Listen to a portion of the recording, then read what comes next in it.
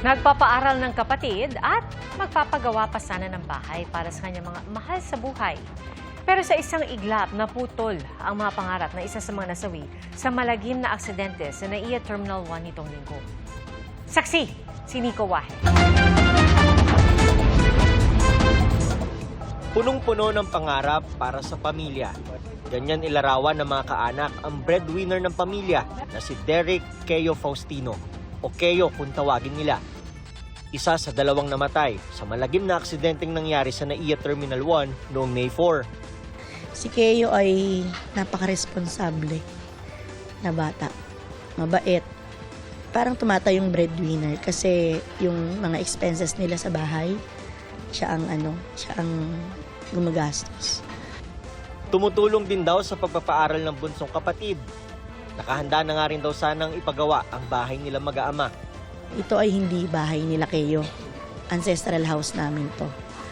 Kung makikita nyo ang bahay nila Keyo, maliit lang siya.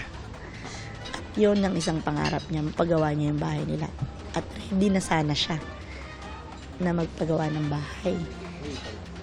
Nakapag-ipon na siya. Sa bahay raw nila na yon galing si Keyo bago pumunta ng NAIA Terminal 1. Tinatid pa nga raw siya ng kanyang tatay. Tinawag ko pa siya ng tricycle.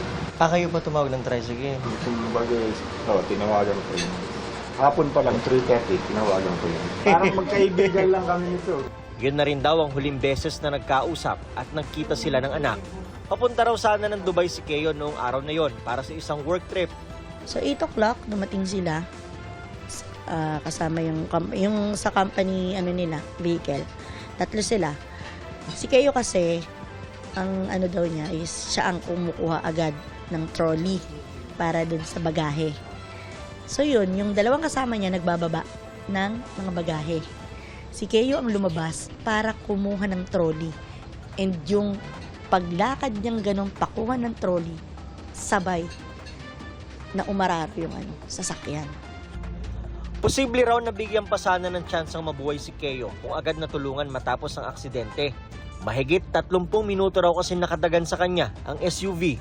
Masaklap pa yung statement ng office mate niya na hindi agad inatenan ng medic yung pamangkin namin.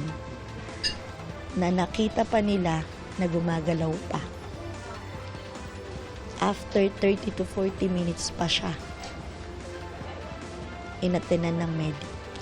So, mabubuhay pa ba yun sa tingin mo? Na nakadagan sa'yo sa loob ng 30 minuto, sabihin na natin, ang isang buong SUV.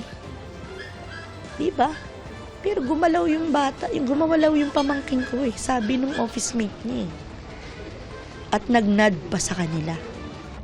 Hindi rin nila maiwasang isipin na hindi sana nangyari ang aksidente kung matibay ang bollard na harang sa Terminal 1. Ngayon, ang gusto lang muna nila ay makasama si Keyo hanggang sa mga huling sandali nito. Salamat din sa pagiging mabuting kapatid at anak sa pamilya niya. At sa amin din, mga tita niya, salamat Keyo at mahal na mahal ka na. Para sa GMA Integrated News, ako si Nico Wahe, ang inyong saksi. Mga kapuso, maging una sa saksi. Mag-subscribe sa GMA Integrated News sa YouTube para sa iba't ibang balita.